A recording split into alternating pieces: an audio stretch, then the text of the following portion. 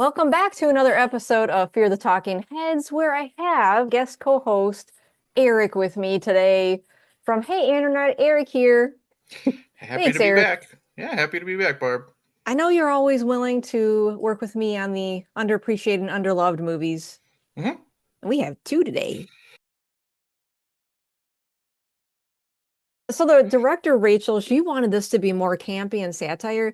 And you know what this reminded me of a little bit? Because you're kind of used to the previous movies having more of an edge to them. hmm It made me think of, and I know how you feel about Sleepaway Camp, but That's fine. Sleepaway Camp, one, how they wanted it to be kind of a little more serious, like, oh, we don't know who's killing the campers. And then hmm the second and the third, well, and there's a fourth one too, but we don't talk about the fourth, do we? No, no. That's why we'll just say this. I no longer own that one, do I, Barb? No, you don't. Yeah, Eric sent his copy to me. Thanks, Eric. You're welcome.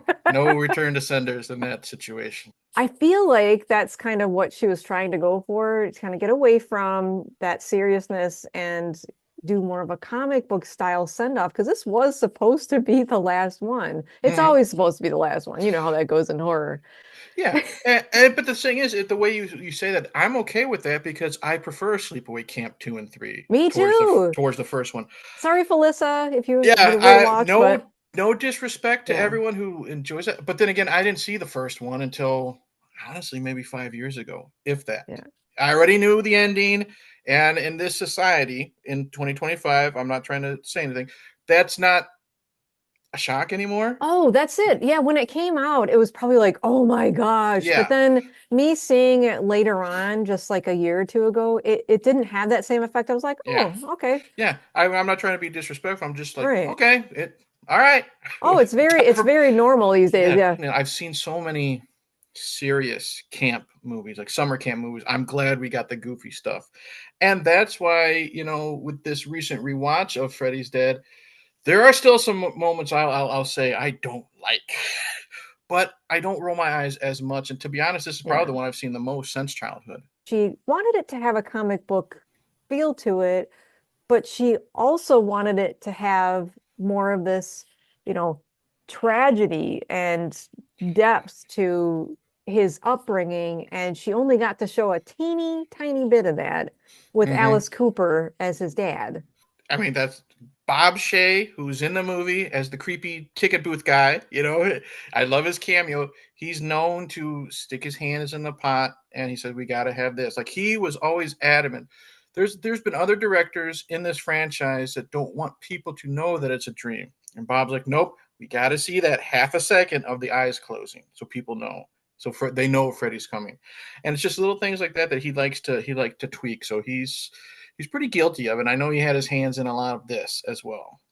Yeah, that makes sense. No disrespect to Wes or anyone else, with the first film, but it's Freddy's his baby too. You know what I mean? Freddy is what's kept, New Line Cinema running. It's literally called the house that Freddy built. I could see why Bob Shea would be so protective of the Freddy character and how he would want certain parts of the movies to go. And something that I liked about this, they have plenty of cameos. Like I've already mentioned that Alice Cooper Mm. plays Freddy's dad. They brought in Roseanne Barr and Tom Arnold. And what says pop culture like those two? Everyone knew who they were. I loved it. I was watching it last night, and my this is the one my wife's seen a bunch of times because it's the goofier one. And I love just what we'll call the Twin Peaks section. You know what I mean? When they go to Springwood, and all these parents are just out there. It really is like a David Lynch movie. It really is. You got the carnival, and like John says, it's a carnival, but there are no kids because Freddy's finally won. I like that. I like how the movie starts. Freddy's finally won. As much as it pisses me off because I love Alice. You know what I mean? I love the Alice character. Well, I guess she wasn't so successful. You know what I mean? Little Jacob's been taken away and everything. But I love to see how this is how you do it right, David Gordon Green. When you want to see how an evil poisons a town, you know what I mean? This is how it worked to me. You have the not to be disrespectful, you have the Looney Tunes in the school and the orphanage, and they're just acting out their everyday life to nothing there. I love that because God forbid you ever have your child taken away. your mind, you can't comprehend, you can't do it. And this has been happening in Springwood. I don't know, let's say, first movie was 84. This one takes place 10 years in the future. You know what I mean? So you have Springwood. This is all happening within that long amount of time. Anyone attached to that town is going to lose their minds. And I love it. And speaking of losing minds, here comes Miss Roseanne Barr. And she is perfect for this scene because we have just people in the poor little guy in the bumper car just spinning around. You know what I mean? And you have the creepy clown, in front of the pies that are covered in maggots and beetles and stuff, just smoking a cigarette. And she's finally one who just shows up. And it's trouble because right when you see her, she just kind of peers into the camera and she's got this smile and she just sees kids. And at first she's just, she's, lack of a better term, she's crazy. Oh, you can come live with us. Ooh, I got your nose. That type of things that you do with a baby. And then here comes big old Tom Arnold with his gruff voice. You know what I mean? Like he just, smoked 10 cigarettes before Rachel said action. They have this argument, but I love how Roseanne goes from weird, I guess you would say, to very kind of sympathetic because when they're arguing, she yells, she says, I want my children back. And people don't think of Roseanne being able to act well because she's mostly known for comedies. But there are some really good dramatic episodes of Roseanne. The way she says, I want my children back, you believe it. You believe this woman has been through some hell. And when Tom Arnold responds to her by saying, they bring him, you kind of believe like he wants children too, but he knows it's not worth it. It's not going to end well for the town and for any kid that she takes home. So, and that stuff I think people tend to overlook. Maybe because of the casting. I'm not going to deny it because it's Roseanne and Tom Arnold. People do have a hard time taking them serious. You know what I mean? But if you look and you break down those little bits of dialogue and just pay attention to that scene, it works, in my opinion. Anyone that liked her in a movie like She-Devil, I don't know if you remember She-Devil. My mom loved that movie. It made me think of that. And if you don't like Roseanne Barr and you're hearing us talk about Roseanne Barr, don't worry. She's only in a teeny bit. That's why it's called a cameo. She's not in it for very long. But it kind of gives you less than 5 minutes. Less than 5 minutes. And it just gives you a little view, a point of view of what the parents have gone through in that town, after having lost all the kids. So as far as the kills in this movie, they really only did 3 kills. I mean, if you're, Freddy always gets killed, quote unquote, at the end, but aside from him, there's only 3. So it's not like it was a splatter fest or anything. And it wasn't meant to be. It was mostly supposed to be. I laughed so much during this movie. So let me just say this.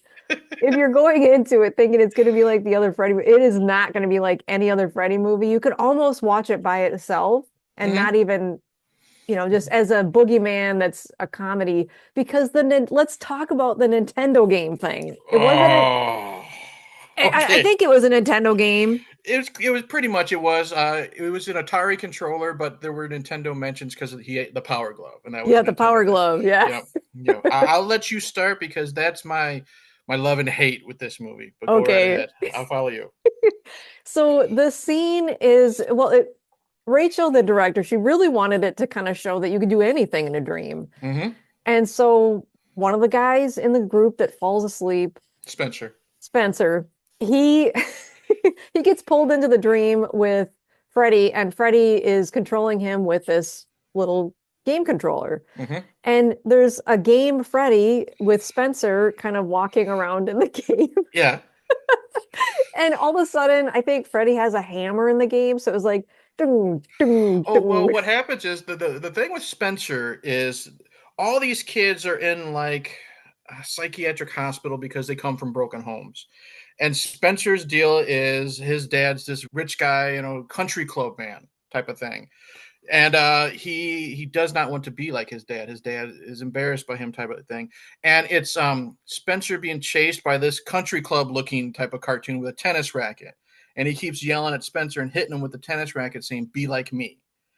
And so, this is the part I love. I love this part. I love the video game stuff. And it's literally like if you were a Nintendo kid like I was, he's getting beat up, he gets hit into a tree, he eats an apple, becomes Super Spencer, glows red, starts shooting fireballs, and he wins that scene type of thing. And it's cut between that goofy shit and Robert taking the biggest bite out of the scenery, you know what I mean, and chewing it up.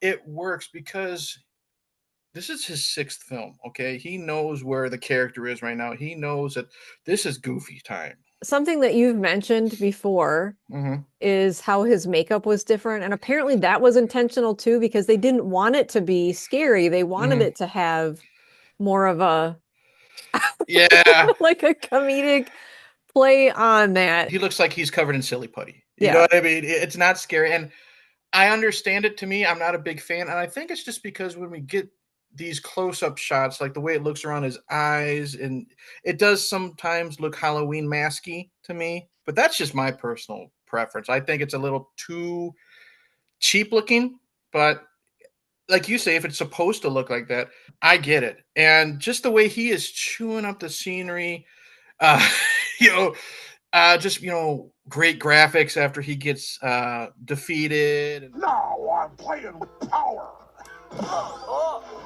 I beat my high score and stuff like that. Those are the fun parts.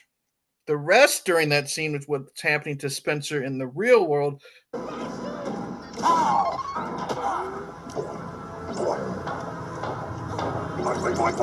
I could not stop laughing. That's the part where I usually get up to go get a drink or something.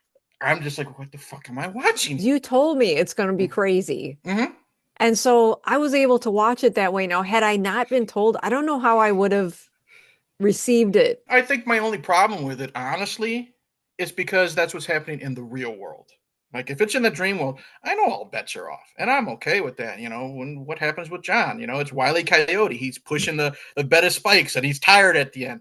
That shit's funny. I think it's just because Spencer's body's doing this in the real world. And Maggie, as the counselor in this, I don't know, some things aren't going to make sense in the movie. Just try to ignore it. Just love how we're promoting this as a movie we do enjoy, and then you just say, "Oh, just ignore it." You know what I mean? Just ignore the stuff that doesn't make sense. When she tries handing the keys to the van, she's like, "We're going to stay here, me and this John Doe." Because by the way, there's a kid that's got amnesia. She's going to this town. She wants to help him remember who he is. Mm-hmm. And so they're calling him John Doe in the movie. So the other three, she says, I'm going to give you the keys to the van and you get back to the center, because they were trying to be stowaways to leave the center. Yeah, the kids that are trying to, that you're pissed off that hid in the back of the van and leave in the center.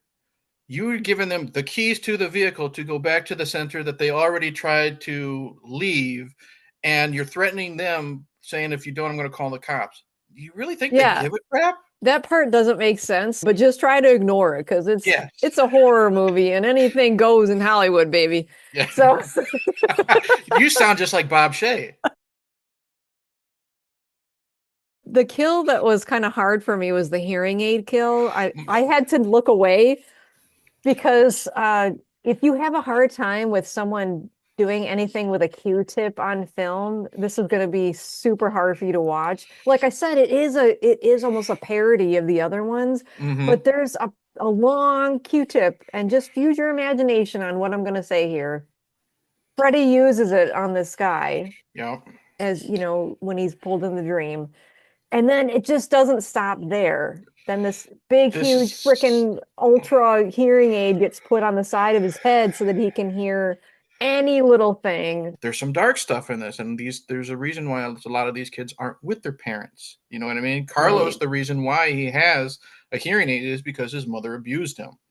And that was his punishment, was getting his ears clean. And it's his mom in the dream, and he says, Mom, I've been a good boy. I'm sorry.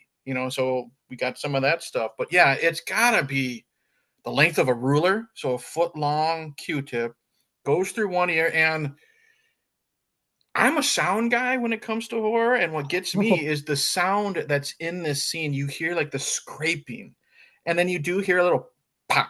You know what I mean? When it comes out the other end. And Ricky Dean Logan, he has got an amazing yell, an amazing scream.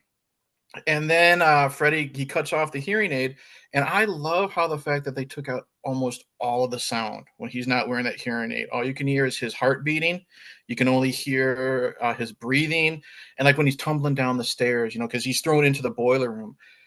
And this is the other part that gets me is, Freddy gives him the hearing aid back. He puts it on the other ear, but it turns into like this weird crab thing that pulls his eardrum out and amplifies everything. So just there's a faucet in the boiler room that's just dripping water, but that sound is as loud as a thunder clash. So, and it's just great use of sound that makes you cringe. And then we got Robert trying to chew the scenery again, trying to get Carlos's attention, dancing around behind him, yelling, and we can't hear anything. So that stuff I can handle because it's Freddy being Freddy, but it's pretty dark and vicious with what happens to Carlos. You see Breckenmeyer and how his scene was, and you're thinking, Yeah. oh, maybe the rest of the kills are going to be like this. And I was like, oh gosh, Yeah. this is horrible. It's very brutal. And again, we touch on it, which is why I'm a big fan of Dream Child, is they touch on some dark stuff that you don't expect to be in a Freddy movie.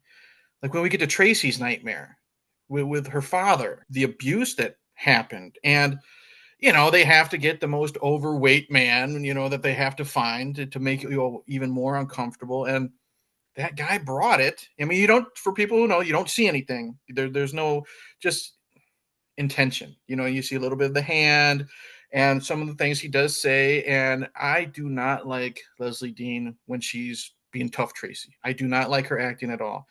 When she's vulnerable Tracy, she hits a fucking home run in this movie. Tough Tracy is a front. You know what I mean? Because she's had this abuse from her father, stepfather, I don't know. And there is this, because there is a thing where we're trying to find out who Freddy's kid is. And there's little things that makes you think it might be Tracy, because does your father ever come and visit you at the center? Yeah, every time I close my eyes. So little things like that are sprinkled in, but with her and the abuse, she is overly tough. She's always threatening Spencer. We get it. Okay. You're Miss Tough Chick. But when we get to that scene of her nightmare, and it's, she's in this little apartment, you hear baby crying and you hear daddy's home. And that's just when you're like, whoa. And this is a complete 180 from her character. And she is great, showing that fear, that emotion, that weakness. When he is, like I said, there's nothing there for people who have never seen it before, but there's enough where he's like caressing her arm, and the way she kind of bunches up like this and she starts crying, you buy it. And then when she is tough Tracy and she realizes you're not my dad, she beats the fuck out of him with, I don't know if it's a toaster or a teapot, and she lets it out. I buy that part. You know what I mean? And then, of course, we got to see what Daddy looks like after that. He looks like he's all, again, silly putty, all stepped on type of thing. And he's still there. Yeah. But that's something I could appreciate with Freddy's Dead, that they still went the dark route. I feel like she got her inspiration for her role from Taryn from the third one. Even her voice sounds like she looks Taryn's like her a lot. character. She does looks like her. She's got the only difference, honestly, is she's a blonde. Exactly. I mean, her hair lots of times is in her face. You know what I mean? She's trying to hide herself unless she's, unless she's doing boxing, and stuff like that, and she's working out. But I can see that because they were both very vulnerable at times. And then, it's different. It's kind of like, when Tracy's in the real world, she's tough Tracy. When she's in the dream world, she's this little kid. She's scared. Oh, so it's the opposite. It's the opposite. Yeah. Because if you remember Taryn, she's like, she's got the one orderly, hey, baby, you want to go get high type of thing. Or when Nancy or the doctor says hi, she just kind of looks and walks away. But when she's in the dream, she's beautiful and bad. You know what I mean? That's true. So another comparison, you see Maggie in a dream world wearing a dress and pigtails, just like you see Nancy in the remake, wearing a dress as like a little kid. Because I thought of that, and I don't know if that was something that you picked up on as well, that parallel. That was because you remember John's seeing the vision of the little girl telling him to go back. And that's young Maggie in the pink dress and the pigtails. But again, it's little things that Maggie's shocked, because what's the first thing when she walks out? because she's in the dream and we get to see what Freddy did. We're gonna say, she is Freddy's child. Because it's not John, it is Maggie, and I love how we get these little sprinkles, of Freddy's playing tag with a little girl, and we see someone behind him running this way, and then Maggie wakes up, and then we hear a scream, and then Maggie wakes up, and it's because mom found daddy's special work. And this is the first time when I was a kid I ever saw Robert outside of the makeup. He's scarier, pre-burned Freddy, in my opinion. The way he kills his wife Loretta, he just looks and he sees little Maggie. He just drops Loretta to the ground like she's garbage. He just turns around and just kind of saunters over to her. He's like, Mommy had to take her medicine, because she was snooping in Daddy's special work. He kind of hunches down, he squats down, he says, you won't tell, will you? So he's still being forceful, but I don't want to say endearing to his daughter, but you know what I mean? He's just very matter of fact. Yes. I think Rachel Talalay needs to get a lot of credit, because when she finally confronts Freddy, when they're in the boiler room, there's this great shot where they're spinning around in a circle, just talking to each other. And it reminded me of like an old time Western or something like me. The good gunslinger finally meets the bad gunslinger, and they're about ready to fight before high noon type of thing. And it's just a great, great scene. And I wish Rachel got more credit than just being, I directed Freddy's Dead, because there's some good stuff in here. Having Lisa Zane play Maggie was great because it was a balance to what would be more of a parody of the franchise. And so she added this more serious role to this counselor that wants to help these teenagers. And seeing her story, how it evolved into, because she's having all of these dreams and she doesn't understand why she's having these dreams where she's saying, I'll never tell. And it just slowly, like you said, progresses to where it starts to reveal, voila, yep, she's Freddy's daughter. I love it. A lot of people, they're like, oh, well, we always got to bring in a relative by part 6, or, Jason Goes to Hell. We got to bring in the long lost sister. Well, who's to say Freddy never had children? Serial killers have families. Why don't we see what the backstory is for all of them? That's the scary part. And John Wayne Gacy, he was a family man. He was having family, neighborhood barbecues while he had people, in the basement type of thing. That's what makes it scary. It's the person right under your nose. It's not the stereotypical guy, father that, Tracy was dealing with. They just did that to make you uncomfortable. It's just the everyday Joe who pays his rent on time, mows his lawn every week. He's the one with the bodies in the basement. Absolutely. You know what I mean? And again, Robert pulled it off because Robert wasn't being campy when he was pre-burned Freddy. He was playful with his daughter. They're playing tag, but when he has to flip that switch, he's scary. And it's just with his dialogue and his body language. Like I said, after he kills his wife, he just saunters up to his kid. He's like, well, great, she saw it. Time to convince her not to do it. There's great editing. Like when Maggie's seeing this, she's seeing the flashback, and he talks to little Maggie and says, you'll never tell. And she says, I'll never tell. And then suddenly we cut to present day. And you just hear Freddy say, but you did tell, didn't you? We haven't talked about Yaphet Kotto as the dream doctor. He's so good in this movie. And when he gives her the, okay, this is the part you just got to run with. Like we said earlier, he gives her 3D glasses and she can go in the dream world and see his memories and deal with the dream demons, that stuff. But when she finally finds out who she is and stuff like that, she finally confronts him. Again, Rachel just has this great close-up foot on Freddy's boot. And he's just tapping the ground. Like he's like, okay, here we go. And then he just says, Catherine. You know what I mean? He's like, good morning. That's what you would say to your kid, waking him up. And he pulls out that little portrait she painted she drew in the orphanage. You were such a little artist. So now he's gone into full creeper mode. I appreciated this movie a lot more with this recent rewatch. Spencer be damned, So the contrast to this movie, this kind of leads us right into a more serious one. Which Eric and I have just been waiting to talk about. This is my second go at it, but this is going to be Eric's probably his first time talking with someone who has an appreciation for it. Yes. The way he does.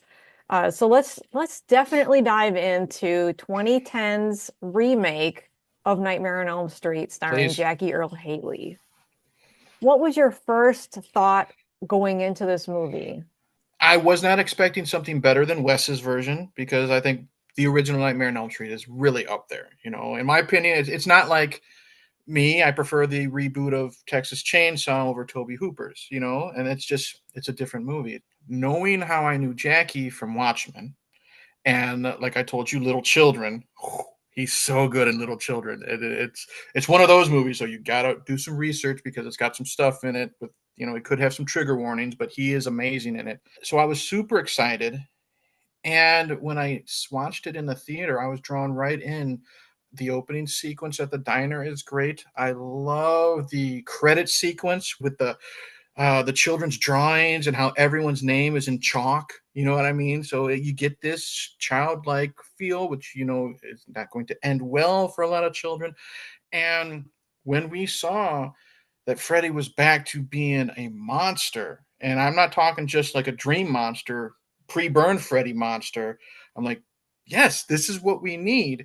We haven't had a scary Freddy. Like Freddy always liked to play with his food, even in the original one, you know what I mean?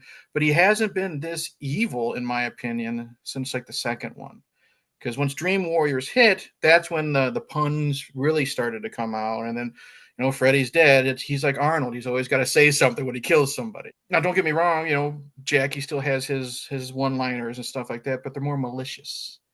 They're more evil. I don't remember whose dream sequence it is. Their dog is found on the ground with claw marks. I just wanted to pet him, stuff like that. And I think, people says, oh, he's just doing Rorschach. Maybe the voice, but this is not the same character. Again, there's more evil intent. But if he did pull Rorschach to put into that character for Freddy, good, because I loved Rorschach. He was the best part of Watchmen. And he might, if he pulled the voice, that's great because he has that scary, intimidating voice. You're not going to fuck with Rorschach, you know what I mean? But it's not the same character, is what I'm saying. Rorschach did what he did to, foil the government. I'm not getting into a rabbit hole with Watchmen and stuff like that. But Freddy, he's just doing it because he is an awful, awful person. And that is what I really like because we needed that. New Nightmare doesn't count because it's not technically Freddy. It's an old ancient being and all that bullshit. It doesn't count. We haven't had a scary Freddy since part 2, and I've just been salivating for a scary evil Freddy, and we got it. This movie scared me. The first one Really? scared me because I was a kid. That alley scene where he's got the arms outstretched and just knowing that he's going to get you while you're sleeping. Imagine a kid seeing this movie and thinking, Yeah. so if I go to sleep, is that what's going to happen? Mhm. Is that scary guy going to come after me? That remake was freaky to me. The fact that it started off right away in the diner. I mean, immediately within the first 5 minutes, someone has fallen asleep in the diner and just got killed in front of how many other people at the diner. Right. So I like a movie that right away gets into it. It doesn't drag. Yeah. I mean, I'll watch some slow burns, but this is not a slow burn. No. This is like maybe what, hour and 45 minutes? You know what I mean? It's pretty well paced, and again, everybody knew who Freddy was, you know what I mean? It wasn't new. It wasn't the current generation going to go see this reboot. It was our generation who grew up with it. So it's like the new Superman movie. Right. We don't need an origin story. We don't need to see him fall from Krypton, or we don't need to see Spider-Man getting bit by a spider. We don't need to see the kids getting terrorized by Freddy and then no one dies for 30 minutes. We already know the story. Let's get going. Right. And going back to Jackie Earle Haley, he was excited to play the role because he respectfully took that torch from Robert Englund and said, I'm going to research this. So he researched like child predators. Yeah, because he plays one in Little Children, and he got nominated for an Oscar for it, so he knew how to go down that dark alley. And he researched burn victims as well. He really threw himself into this. So it's not like he purposely didn't want to just do a copy paste of Robert Englund. Why would we want him to? This is what always frustrates me when I discuss this online with people that don't enjoy the movie. They're just too damn stubborn if it's not the same thing that they have gotten. Why is anyone complaining that we've gotten 7 or 8 different Michael Myers? Why, or however many Jason Voorhees? We've never had the same fucking Leatherface in a movie. I get it. That's a good point. No one there's ever really talks about no one that. gives a shit. You know what I Yeah. mean? Now I get it. Robert's Robert. Freddy has that personality that trumps Michael and Leatherface and them and that. But still, we have so many people complaining about, it's the same old, same old. When we get something different, they're also afraid of that change. And the problem is, again, Jackie didn't have a chance before we even saw one bit of footage. I'm your boyfriend now. You know what I mean? We had this not my Freddy stuff all online. I'm like, okay, he's not. No one's going to be Robert Englund. No one can be. No one can chew the scenery like Robert, and he knows it. You know what I mean? That's his thing. But give this guy a chance, and you may be proven wrong. And you know what the good thing is? I will say this, with a lot of the haters, they may hate a lot of this movie, but 90% now after watching it, they'll say, but Jackie was good. Why are you screaming? I haven't even caught you yet. I told them, I said, well, why didn't you just shut up and watch the movie first instead of doing this Not My Freddy bull crap? The first time that I watched it, I guess, before the internet was a huge thing, I think we all just kind of watched a movie and either enjoyed it or didn't. Yeah. But when the internet is so prevalent with everyone giving their opinion, I mean, and we are right now. Yeah. But in a positive way, I guess I love that we talk about movies that are underrated, underloved, because I feel like we're breathing new life into something that maybe someone's like, I forgot all about that movie. I haven't seen it in 15 years. Maybe I will go back and see if I feel differently about it now. And the thing is, with Jackie Earle Haley, he was given direction on how to make this dark and gritty. And the other movies that came before it, they really wanted those quips. They wanted Robert Englund to do those puns. And I've said this before. He has even said there's some moments where I thought maybe it would have been better to not have that line in there. He said, but it's almost like a demented clown. Yeah. And so he kind of on one hand says, maybe sometimes it would have been better to not joke about it. But then on the other hand, you get some people that see Art the Clown in the movie, Terrifiers. People love that he is doing something horrible and laughing about it. It's a double-edged sword. You know what I Right. mean? Some people need the comedy. When you're watching a series where kids are, having, their innards, pulled out and, this and that. And then sometimes to breathe that a little bit of sigh of relief, you got fucking Freddy riding on a broom, cackling like the Wicked Witch. I get it. Yeah. It has its place. But I think when we finally got this evil Freddy back, like, don't get me wrong, Wicked Witch of the West Freddy is evil. You know what I mean? He's still a beg. But I think Jackie was a breath of fresh air. You know what I mean? And he looks like a burn victim. He doesn't have a pizza face. And that's not Robert Englund's fault, but they did give him kind of a pizza face. And that's, all in the makeup artistry. But if you look at Jackie Earle Haley as Freddy Krueger, they really put some time into this. And of course, you're talking 80s, 90s versus more modern 2010. And we were bound to get some better makeup artistry there. Yeah. And that's what I loved is, sometimes when Robert was under the makeup, he lost the shape of his face. This is the exact shape of Jackie's face. And, Jackie has a uniquely shaped face, you know what I mean? And it could be off, I don't want to say off-putting, but it is when you're used to seeing Robert. But if you could just look at him, he is menacing. He is scary. He is... we find out he did touch the kids. You know what I mean? And if what's worse, if not killing the children, is abusing them. And we needed to not cheer this guy finally. You know what I mean? Because it got to the point where we were cheering for Robert. And I get it. It was MTV and, puns and stuff like that. It was, happy-go-lucky. We needed to make him a scary monster again. And he was, and they nailed it. He was the gardener that was always with the kids. And again, pre-burned Freddy. Jackie he nailed it, talking to these little children, playing hide and go seek. Little Nancy, oh, hey, that's a great picture. Can you draw one of me? Type of things. Subtle, but scary. It's like pre-burned Robert in Freddy's Dead. He Oh, has for this sure. way when he's talking to these kids to get that vote of, I don't know if confidence it is, but they trust him. You know what I mean? This guy's nice. He wouldn't do anything, which is what these predators do. And I think a lot of times, like, it depends on where you are in your life. Pet Cemetery hits me differently since becoming a father, than when I saw it as a kid.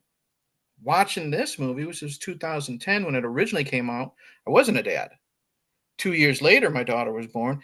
Hits me totally different the way Jackie is before he's burned. And I think that helps when it comes to like a person where they are in their life. And that's why I hate to say this, I really appreciate what they did with Freddy in this reboot since becoming a father, because you're supposed to be uncomfortable. You're supposed to you want to be Clancy Brown in this movie. You want to be the one that chases him no matter how much he says he's innocent, because they always say they do. I love how we got to see Freddy getting burned. I love that we got that thrown into this movie. You want to be part of that mob to take him down because he could have done that to one of your kids. And that is how I felt after becoming a dad, seeing this, that first time. And this is one of those ones that always, like, I hate ranking franchises. It's one thing I don't like to do on YouTube. I don't like, because I'll rank it this way now, but like 6 months later, it'll change.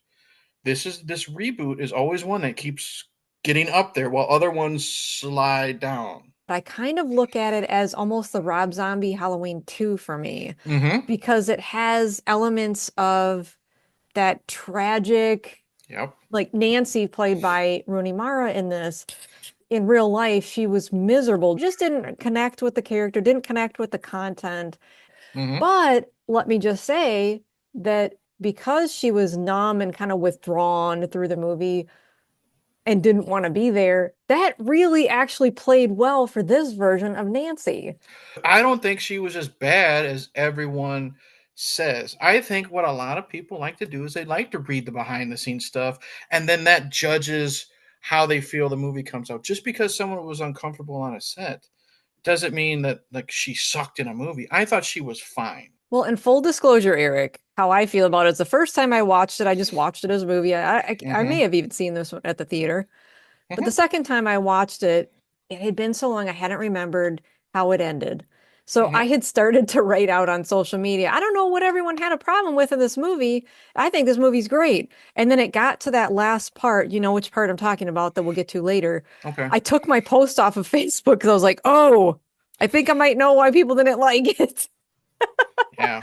But that being said, I think it was important that they still put that in there because it was to show like he is a bad guy. I had to keep you awake long enough, so when you finally slept, you'd never wake up again.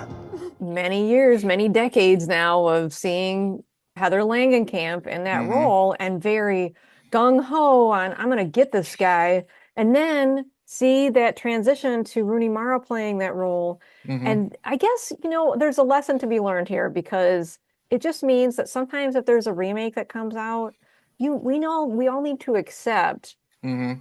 that this visionary director is going to have a completely different take on that character. And she was almost like depressed in the movie. She just really didn't smile a lot. And I was like, oh my gosh. But then this third time watching it, Mm-hmm. I had more of an appreciation for Rooney Mara in that character Mm-hmm. because it is kind of bleak. She's just one of those, like, I'm not saying she's like a goth kid, but she's just one of those, I want to be left alone. I don't have time for a social life. You know what I mean? We don't know too much about her home life. Her mom isn't in this one as much as, Marge is in the original. We don't know about the alcoholism, if there is, or anything like that.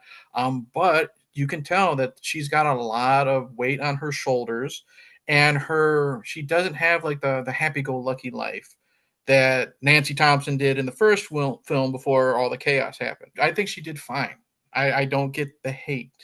And a lot of teenagers nowadays, they are sullen and moody like Yeah, that. there. Let's go back to Yeah, Roseanne. With Freddy's Dead. Remember watching? I grew up watching that show. Darlene never left her fucking room for like 3 seasons. You that's know what I mean? true. Because she was a depressed, mopey teen. A lot of people were also pissed that Katie Cassidy looked like she was going to be the lead. We focus on Tina a lot in the original movie before we even get to Nancy. So what's the big deal? That's Why are true. you hating on their choice with what they did with Katie Cassidy's character, and then we switched to Nancy when we have the same thing happen in the original movie? Who's the original nightmare? Tina. We focus on Tina. Everyone's going to Tina's house because she's the one that had the nightmare. You want to know how crazy we get sometimes? She's called Chris in this instead of Tina. Her name's Christina. Oh, Stop, guys. When Tina is killed in the first movie and we see her body being pulled out, the news reporter says Christina Gray. So she is Christina in the original one. Guys, now you're really getting nitpicky. Stop it. Now, I get it. Eric has For spoken. I'm serious. Like I said, this is how bad it gets sometimes. Now you're really you're digging that hole to find that one bad thing, and now you're really that's why it just irks me sometimes. I understand that her death is not the same as Amanda Wiss's. Wes broke ground with that. That's still one of the best kills in all of horror history, in my opinion. But I think Chris's is still pretty good. I love all these little dreams, like when The micro she naps. I love the micro naps. Yeah. That's a great idea. But when we're talking about Chris, I love the scene where she falls asleep in class. When she wakes up, all the kids turn to Yeah, ash, and that was Freddy's, great. hiding his face on the chalkboard. That's some good ideas. It's great, and people won't give this movie the credit where credit is due. The That's what I was micro, talking about with Joanna. When her and I discussed this, we were talking about like the cinematography and the music differences between the two. 'Cause we did like a comparison video from the okay, original to it. And it was great because we did bring that up about the fact that it's so dark. It's just like grayscale almost here. yes, And then when she falls asleep and then the scenery goes and it's just like all of the ash and everything, and now it turns into this darkened room mm-hmm, where she's the only one in there. yeah. And I just don't think, I think people are doing themselves a disservice if they haven't, for all these years, haven't watched it just for the main reason of, well, it's not the Freddy that I want. And we all love Robert Englund as Freddy. How do you know it's not the Freddy you want because you haven't Right. watched the damn movie? But the thing is, I think both can be true. I think you Right. can love and appreciate Robert Englund as Mm-hmm. this character that you've known since you were a kid. And I think you can also appreciate Jackie Earle Haley. And Mm-hmm. I'm so damn mad that we didn't get more of these. They could have really gone so far with, Jackie was signed for 3 movies. He does the conventions. He has Freddy on his poster next to Rorschach. He is happy to talk about this movie. We recently had the anniversary. I don't know what month it came out, but Jackie, I sent you his Facebook page. He said happy anniversary to A Nightmare on Elm Street, a role I'm I glad he loved has playing. embraced it. I'm He glad that he has. embraced it for He sure. and it's just it's I don't feel bad for him because he's doing well. He's still working very strongly, but it's just sad that he wanted to do more.